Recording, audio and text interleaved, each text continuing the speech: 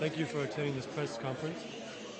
Senator McCaffrey would like to address his constituents before he begins serving his sentence on federal racketeering charges.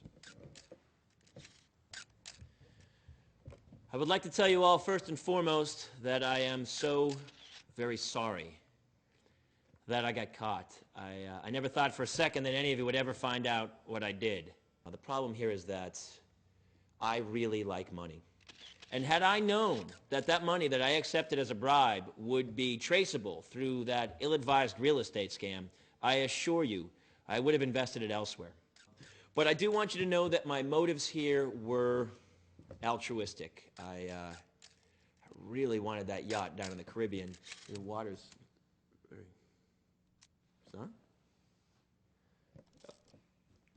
Apparently, altruistic doesn't mean what I think it means.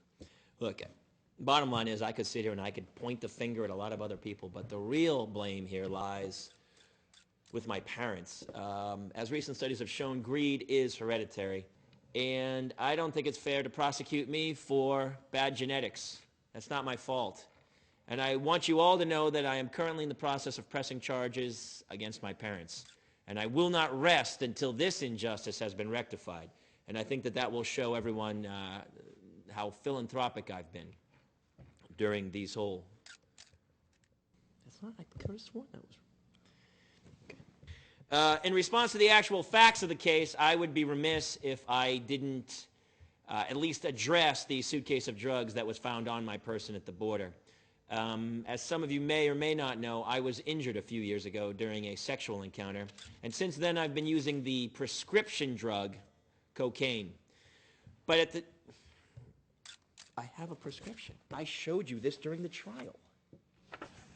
Okay, this is a subscription for a magazine, and you just wrote in the name cocaine. I'm not a doctor. Okay, well,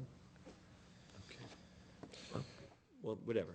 Look, I could stand here in front of you today and try to fabricate some far-fetched story as to why I was found on the Mexican border with a suitcase full of drugs, my passport, $200,000 in cash, and a truck full of bald eagles. But the truth of the matter is, who would listen?